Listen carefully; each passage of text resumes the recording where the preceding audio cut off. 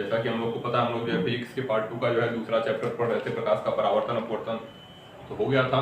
दूसरा चैप्टर क्या था, गोलीय पृष्ठों पर प्रकाश का अपवर्तन, ठीक है, जिसमें हमने जो है कल तक हेडिंग क्या पढ़ ली थी, हमने जो है कल तक हेडिंग पढ़ ली थी एफ यू तथा वी में संबंध, मतलब रेखीय आवर्धन जो है कब निर्भर कर रहा है एफ यू पर और एफ और वी पर। ठीक है, आज हम क्या पढ़ेंगे, पतले लेंस की फोकस दूरी के लिए न्यूटन का सूत्र।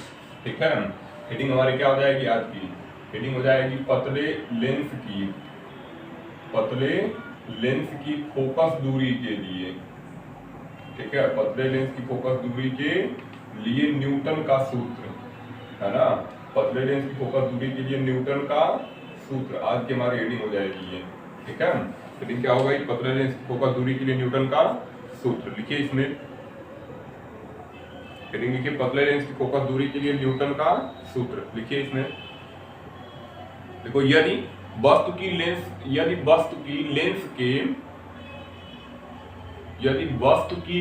के प्रथम फोकस से,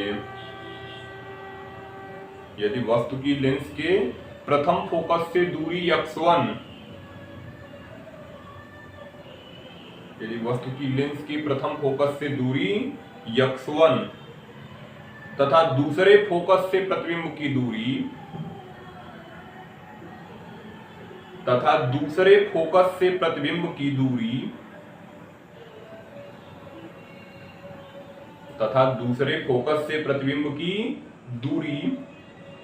x2 है तो दूसरे फोकस से प्रतिबिंब की दूरी x2 है तो x1 बराबर x1 गुणे x2, x1 इंटू x2 बराबर f1 इंटू f2। ठीक है, x1 गुणे x2 बराबर f1 इंटू f2, जहां f1 प्रथम फोकस दूरी तथा f2 द्वितीय फोकस दूरी है ना, द्वितीय फोकस दूरी है, यही किसका सूत्र है, न्यूटन का। ठीक है, पतले लेंस के लिए किसका सूत्र हो गया ये, न्यूटन का। हम इस फार्मूले का प्रूफ देखेंगे। ठीक है, फार्मूले का क्या देखेंगे, फार्मूले का प्रूफ। तो सर्वप्रथम क्या करेंगे, एक उत्तल लेंस लेंगे, है ना, एक पतला उत्तल लेंस ले लेते हैं। ये हो जाएगा इसका प्रथम फोकस, ठीक है, और ये हो जाएगा इसका द्वितीय फोकस। इसके प्रथम फोकस पर जो है, इसके द्वितीय फोकस पर हम एक वस्तु रख देते हैं। ठीक है, यहां पे हो जाएगा f2 और यहां पे क्या हो जाएगा 2f2। ठीक है, यहां पे क्या हो जाएगा 2f2। अब हमने इसके द्वितीय फोकस पर एक वस्तु 2f1 पर एक वस्तु रख दी है। वस्तु का नाम क्या है, AB। ठीक है, वस्तु का नाम क्या है, वस्तु का नाम है हमारा AB। अब यहां से मुख्य अक्ष के समांतर एक किरण चल रही है जो लेंस से अपवर्तन के पश्चात कहां से होकर जाएगी, द्वितीय फोकस से होकर जाएगी। जो भी किरणें मुख्य अक्ष के समांतर होकर जाएंगी सब लेंस से अपवर्तन के पश्चात द्वितीय फोकस से होकर जाएंगी। एक किरण को हम कहां से गुजार देते हैं, एक किरण को जो है हम प्रथम फोकस से गुजारते हैं। ठीक है, एक किरण को हम प्रथम फोकस से गुजारेंगे जो लेंस से अपवर्तन के पश्चात कहां जाएगी, लेंस से अपवर्तन के पश्चात जो है मुख्य अक्ष के समांतर होगी। ये दोनों किरणें जहां पर मिलेंगी वहीं पे क्या होने वाला है, वस्तु का प्रतिबिंब होने वाला है। वहीं पे क्या होने वाला है, वस्तु का प्रतिबिंब। अब नाम रख देते हैं। ठीक है, नाम यहाँ पे हो जाएगा A और B हो गया, और इधर क्या हो जाएगा, इधर हो जाएगा B डैश और A डैश, B डैश और A डैश। यहाँ पे रख देते हैं P, और यहाँ पे जहाँ पे काट रहा है Q, ये तो हमारा क्या हो जाएगा, C हो जाएगा। क्या हो जाएगा, ये हमारा हो जाएगा C। अब इस चित्र की हम व्याख्या कर लेंगे और उसके बाद इसका प्रूफ देख लेंगे गणितीय रूप। ठीक है, तो सभी लोग चित्र बनाएंगे और नीचे लिखेंगे, इसके चित्र बनाइए और नीचे लिखिए। माना एक वस्तु AB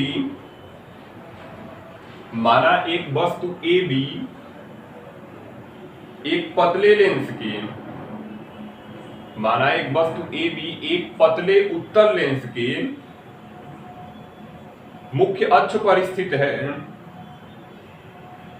माना एक वस्तु AB एक पतले उत्तल लेंस के मुख्य अक्ष पर स्थित है।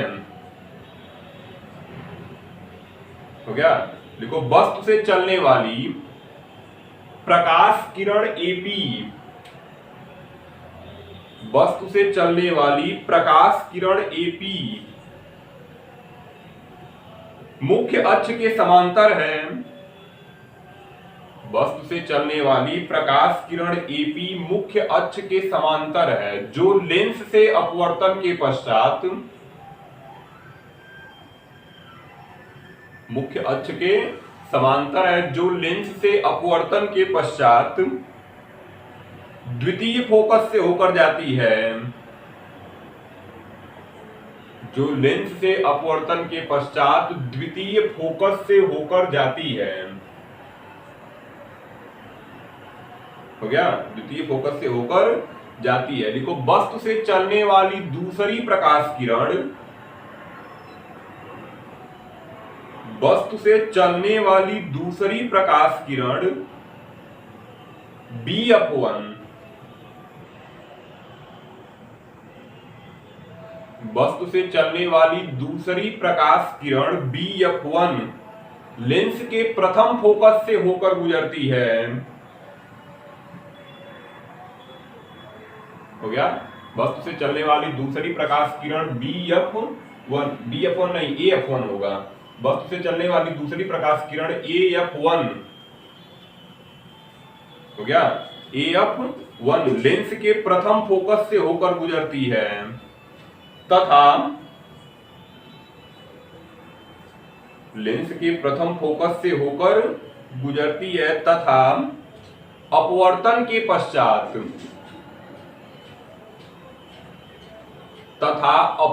के पश्चात मुख्य अक्ष के समांतर हो जाती है।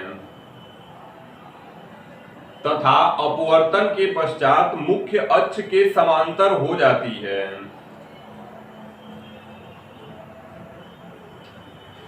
हो गया, अपवर्तन के पश्चात मुख्य अक्ष के समांतर हो जाती है। लिखिए, दोनों अपवर्तित किरणें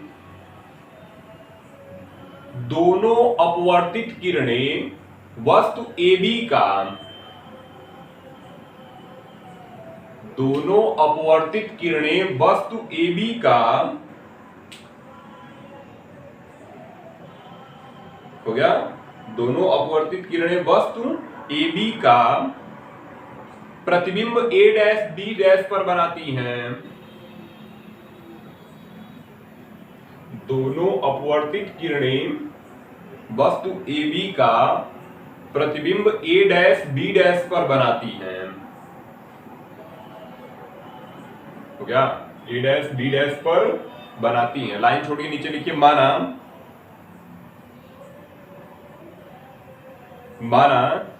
वस्तु AB तथा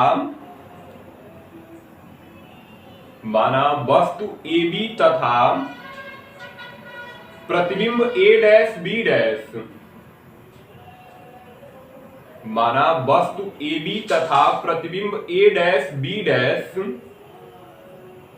की लेंस के प्रथम फोकस से, A', B' की लेंस के प्रथम फोकस से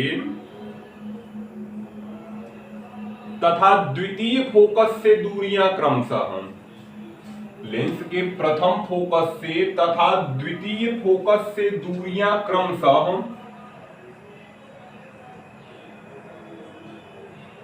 है ना, दूरियां क्रमशः X1 तथा X2 हैं। हो गया, दूरियां क्रमशः X1 तथा X2 हैं।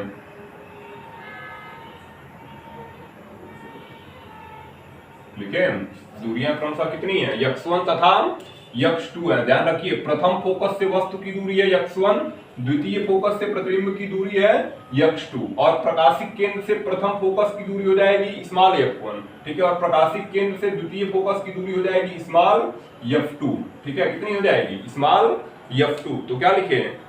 X1 तथा X2 है, जबकि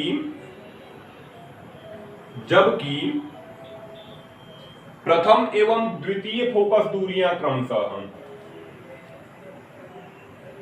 जबकि प्रथम एवं द्वितीय फोकस दूरियां क्रमशः F1 तथा F2 हैं, जबकि प्रथम एवं द्वितीय फोकस दूरियां क्रमशः F1 तथा F2 हैं। हो गया। जबकि प्रथम एवं द्वितीय फोकस दूरियां क्रमशः F1 तथा F2 हैं, तब कौन कौन से दो त्रिभुजों की बात कर रहे हैं? त्रिभुज ABF1, त्रिभुज ABF1 तथा त्रिभुज कौन सा?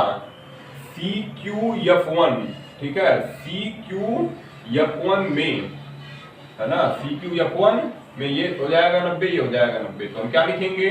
कोण ABF1 बराबर किसके? कोण QCF1। कहां से? समकोण है। कहां से? समकोण। ये दोनों क्या हो जाएंगे? शीर्षाभिमुख कोण हो जाएंगे। मतलब हो जाएगा कोण AF1B और बराबर हो जाएगा किसके? कोण हो जाएगा QF1C, ठीक है। कहां से? शीर्षाभिमुख कोण। कहां से? शीर्षाभिमुख कोण। अतः दोनों त्रिभुज क्या हो गए? दो चीजें हो गई ना, समकोण सिद्ध कर दिए, शीर्षाभिमुख कोण बराबर कर दिए, तो दोनों त्रिभुज कैसे हो गए? समरूप हो गए, ठीक है। अतः क्या हो जाएंगे? अतः लिखेंगे त्रिभुज ABF1 तथा त्रिभुज कौन सा? CQF1 कैसे हैं? समरूप हैं। कैसे हैं? समरूप हैं। तो इसका लंब बटे इसका आधार, मतलब क्या हो जाएगा? मतलब हो जाएगा AB और बटे आधार कितना हो गया? आधार हो गया BF1। आधार कितना हो गया?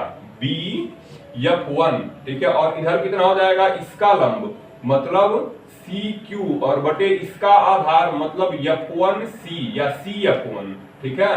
कितना? CF1। समीकरण नंबर क्या करोगे? समीकरण नंबर कर दोगे या एक लाइन और बढ़ा लो, है ना। इसको यहां कर दो, स्थानों का विनिमय कर लो, तो हो जाएगा AB और बटे CQ बराबर हो जाएगा BF1 और बटे CF1। समीकरण नंबर 1। समीकरण नंबर 1 ये हो गया ना। अब दो अगले त्रिभुज की बात कर रहे हैं, PCF2 और A'-B'-F2, ठीक है। तो त्रिभुज PCF2 तथा त्रिभुज कौन सा? A'-B'-F2 में, है ना, A'-B'-F2 में। तो हो जाएगा, अब क्या होगा? फिर इन दोनों त्रिभुजों को देखेंगे, ये हो गया 90, ये हो गया 90, तो क्या लिखोगे?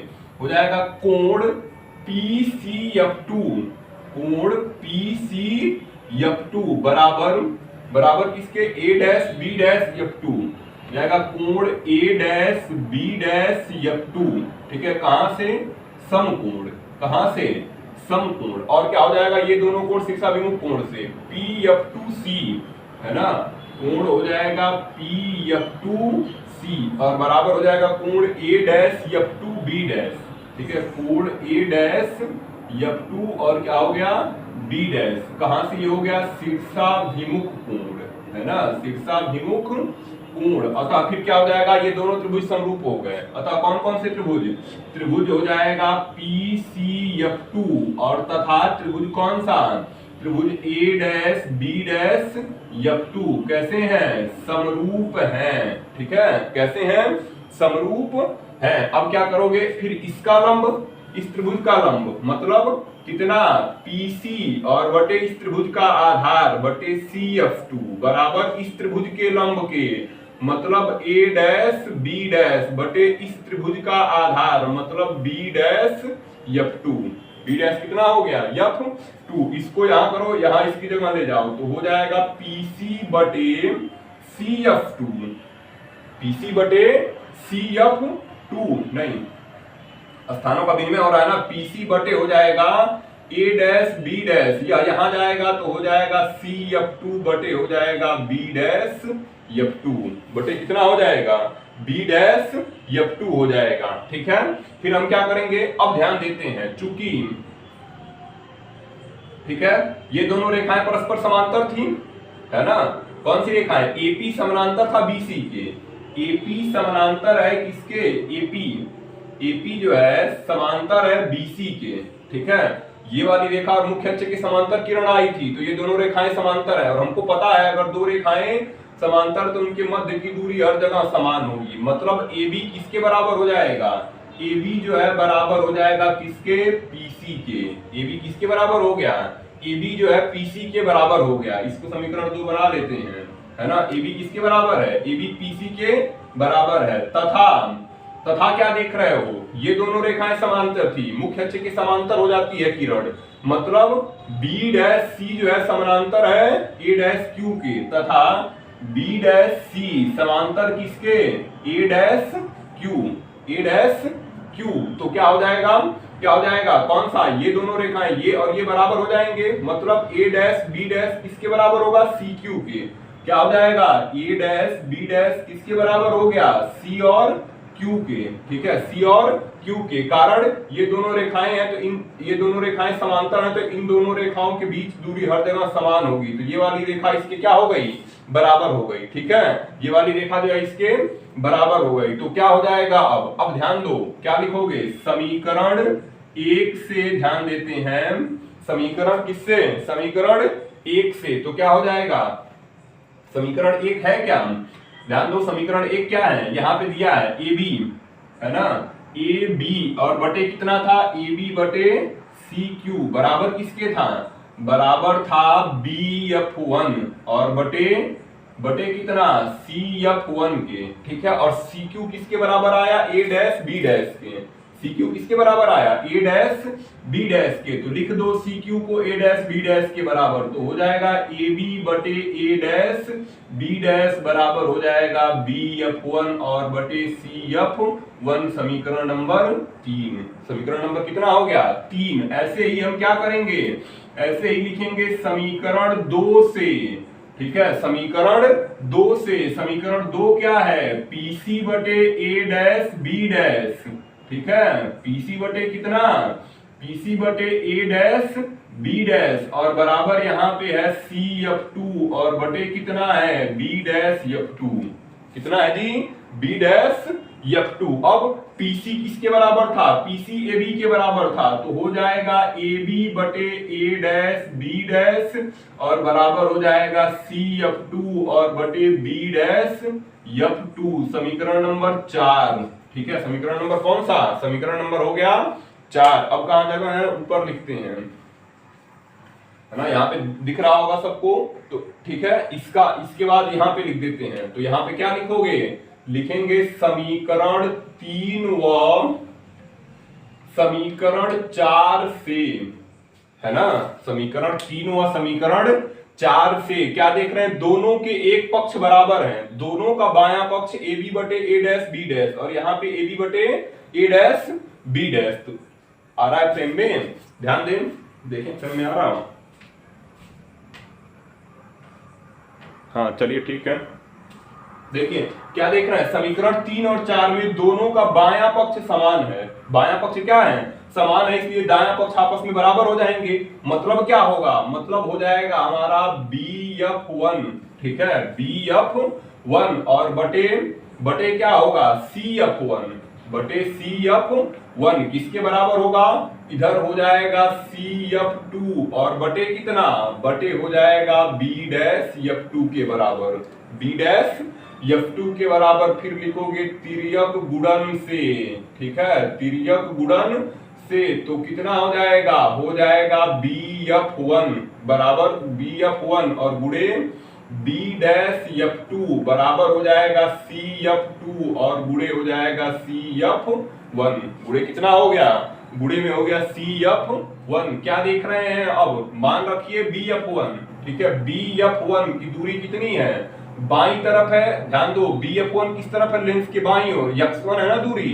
ठीक है, x1 दूरी है तो माइनस हो जाएगा, माइनस में x1, क्यों, क्योंकि बाई ओर है, किस तरफ है, बाई ओर, और गुणे B डैश F2 या दाहिनी ओर है इसलिए प्लस हो गया, ठीक है, प्लस हो जाएगा x2। इसी तरह CF2 हो जाएगा F2 और प्लस होगा क्योंकि किस तरफ है, दाहिनी ओर है, किस तरफ है जी, दाहिनी ओर, और गुणे CF1 किस तरफ है, बाईं ओर, तो माइनस हो जाएगा, माइनस में हो जाएगा F1, C से F1 की दूरी स्मॉल f1 है, ठीक है, तो माइनस में क्या लिखे F1 तो कितना आया x1 x2 माइनस में बराबर माइनस F1 और F2 माइनस से माइनस कट गया x1 x2 बराबर हो जाएगा F1 F2। यही जो है पतले लेंस की फोकस दूरी के लिए न्यूटन का सूत्र है। ठीक है, पतले लेंस की जो फोकस दूरी है उसके लिए न्यूटन का सूत्र है ये। ठीक है, पतले लेंस की फोकस दूरी के लिए किसका सूत्र है न्यूटन का। जल्दी करिए इसको, फिर अगली हेडिंग देखते हैं, इंपॉर्टेंट है अगर ये चैप्टर में है तो।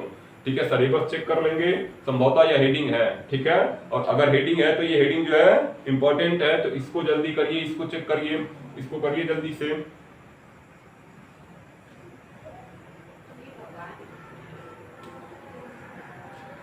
जल्दी करिए इसको, है ना। क्या किए, इन दोनों त्रिभुजों को समरूप किए। ठीक है, फिर इन दोनों त्रिभुजों को समरूप किए, समीकरण 1 और 2, फिर समीकरण 3 और 4 बनाकर जो है हम तिर्यक गुणन से x1 x2 बराबर f1 और f2 सिद्ध कर दिए। ठीक है, तो इसको करिए, फिर अगली हेडिंग देखते हैं, मिटाते हैं इसको, है ना। ये पतले लेंस की फोकस दूरी के लिए किसका सूत्र था न्यूटन का। पतले लेंस की फोकस दूरी के लिए किसका सूत्र है न्यूटन का। तो मिटा देते हैं इसको।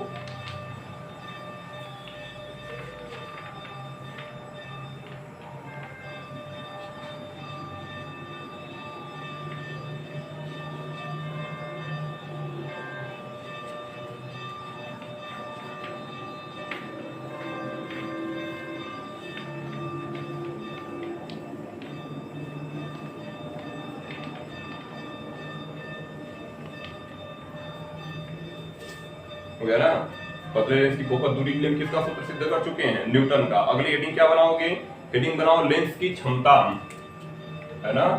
हेडिंग क्या बनाओगे, हेडिंग है हमारी लेंस की क्षमता। ये हेडिंग है, करिए इसको, फिर आगे करते हैं। हेडिंग बनाइए लेंस की क्षमता, लिखिए इसमें लेंस की क्षमता, उसमें लिखिए जब कोई आपतित किरण, हेडिंग है लेंस की क्षमता और उसमें लिखिए जब कोई आपतित किरण उत्तल लेंस पर गिरती है तो, हेडिंग है लेंस की क्षमता और उसमें लिखिए जब कोई आपतित किरण उत्तल लेंस पर गिरती है तो, जब कोई आपतित किरण उत्तल लेंस पर गिरती है तो वह उसे अक्ष की ओर मोड़ देता है।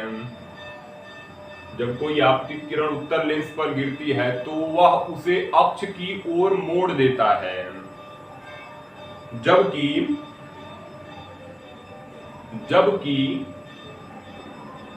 अवतल लेंस आपतित किरण को,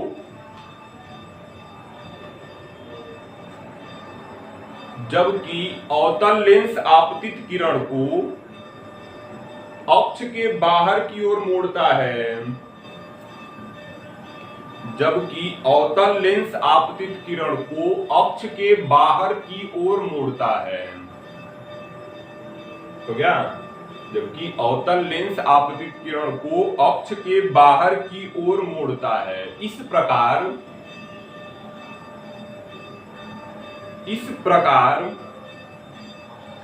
लेंसों का कार्य किरणों को मोड़ना है। इस प्रकार लेंसों का कार्य किरणों को मोड़ना है।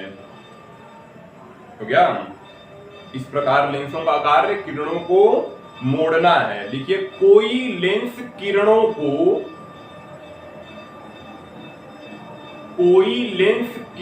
को जितना अधिक मोड़ता है, कोई लेंस किरणों को जितना अधिक मोड़ता है उसकी क्षमता उतनी ही अधिक होती है। हो गया, उसकी क्षमता उतनी ही अधिक होती है। लिखिए ना, उसकी क्षमता उतनी ही अधिक होती है। लिखिए मोटे लेंस किरणों को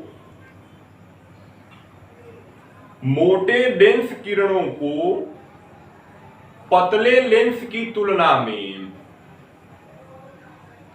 मोटे लेंस किरणों को पतले लेंस की तुलना में अधिक मोड़ते हैं। मोटे लेंस किरणों को पतले लेंस की तुलना में अधिक मोड़ते हैं। अतः मोटे लेंसों की क्षमता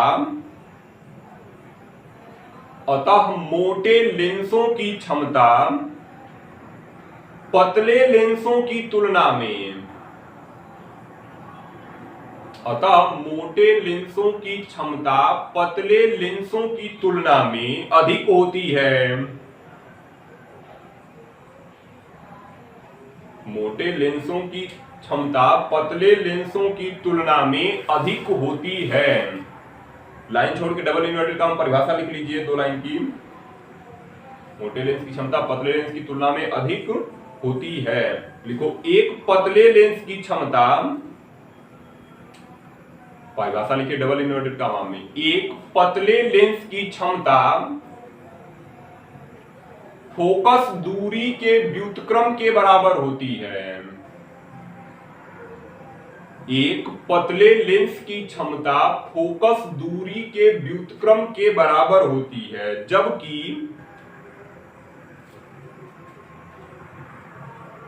हो गया, एक पतले लेंस की क्षमता फोकस दूरी के व्युत्क्रम के बराबर होती है, जबकि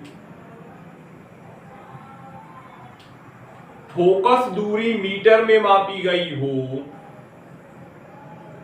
जबकि फोकस दूरी मीटर में मापी गई हो गया, फोकस दूरी मीटर में मापी गई हो। लिखो, लेंस की क्षमता को, उसी में है, लेंस की क्षमता को P से प्रदर्शित करते हैं। कैपिटल P पावर हो जाएगा, है ना। लेंस की क्षमता को P से प्रदर्शित करते हैं, तो क्या, लेंस की क्षमता को P से प्रदर्शित करते हैं। कामा बंद कर लेंगे। देखिए परिभाषा, फार्मूला क्या हो जाएगा, लेंस की क्षमता बराबर क्या कहा, फोकस दूरी का व्युत्क्रम।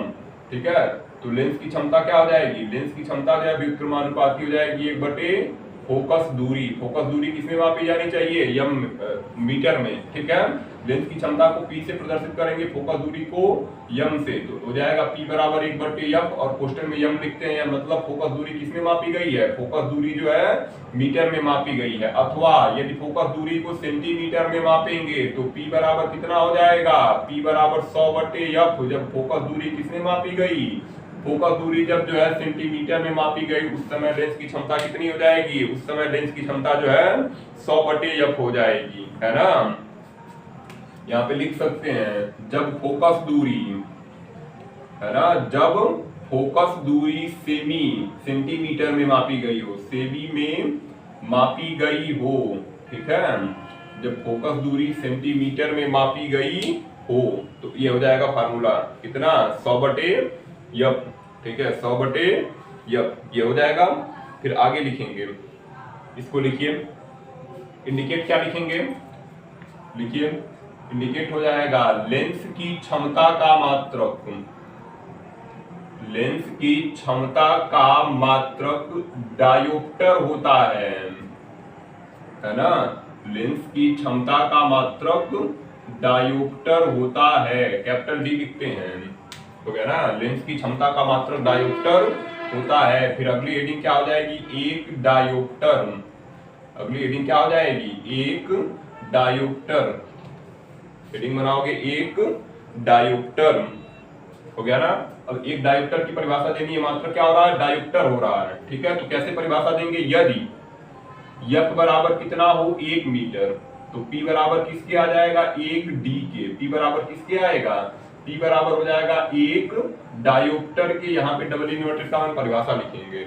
ठीक है, यदि F बराबर 1 मीटर है तो P बराबर कितना हो जाएगा, P बराबर 1 डायोप्टर। तो एक डायोप्टर की नीचे डबल इन्वर्टेड का परिभाषा लिख लीजिए। इसको लिखने के बाद नीचे डबल इन्वर्टेड का परिभाषा लिखिए,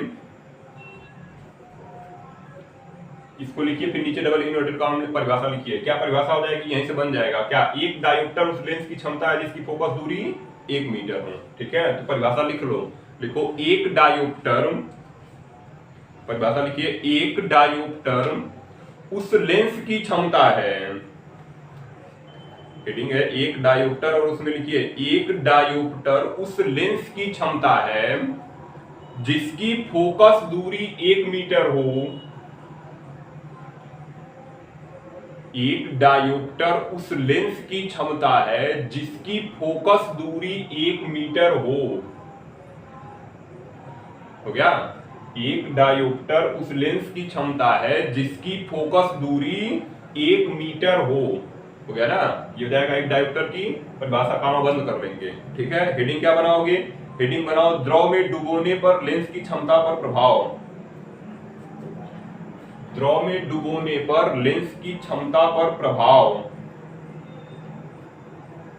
गया ना, ये हो गया ना।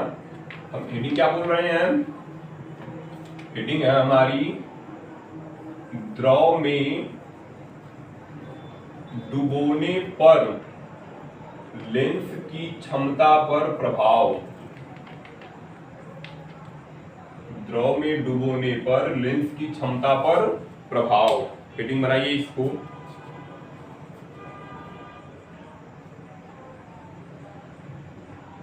द्रव में डुबोने पर लेंस की क्षमता पर प्रभाव, इसमें लिखिए जब किसी लेंस को, इसमें लिखिए द्रव में डुबोने पर लेंस की क्षमता पर प्रभाव।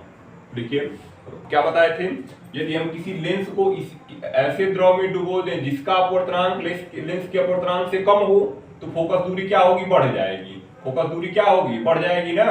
यदि लेंस का अपवर्तनांक जिस द्रव में डुबो रहे हैं उसके अपवर्तनांक से ज्यादा हो तो फोकस दूरी बढ़ जाएगी, प्रकृति वही रहेगी। प्रकृति में तो चेंज आएगा ना, ये बताया है पहले, प्रकृति में चेंज नहीं आएगा, बस फोकस दूरी बढ़ जाएगी। और जहां पे फोकस दूरी बढ़ी वहीं पे क्षमता घट गई, वहीं पे क्षमता क्या हो गई, घट गई, है ना।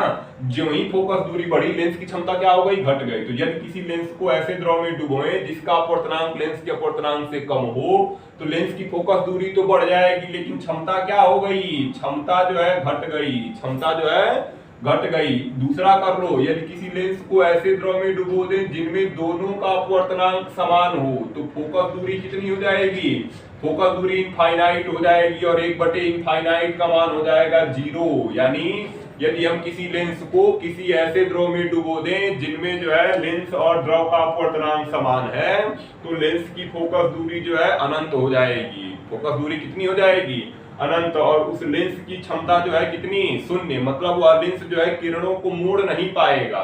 ठीक है, क्षमता है क्या, किरणों को जितना ज्यादा मोड़ोगे उस लेंस की क्षमता उतनी ही अधिक होगी। तो यदि किसी लेंस को ऐसे द्रव में डुबोया गया जिनमें दोनों के अपवर्तनांक समान है उसमें फोकस दूरी अनंत हो जाएगी और लेंस की क्षमता कितनी हो गई, 0 हो गई। लेंस की क्षमता क्या हो गई, 0। इसी तरह तीसरा बताया गया था, यदि AN बड़ा है ANG से, मतलब लेंस को जो है किसी ऐसे द्रव में डुबोएंगे, ठीक है, जिसमें जो है द्रव का अपवर्तनांक लेंस के अपवर्तनांक से क्या हो, लेंस के अपवर्तनांक से ज्यादा हो तो उस समय जो है, उस समय क्या होता है, उस समय जो है प्रकृति ही बदल जाएगी, है ना। प्रकृति क्या हो जाएगी, बदल जाएगी, उत्तल अवतल बन जाएगा। तो लेंस की क्षमता इसी प्रकार प्रभावित होगी। तो चलिए लिखिए, इसमें लिखो, इसमें जब किसी लेंस को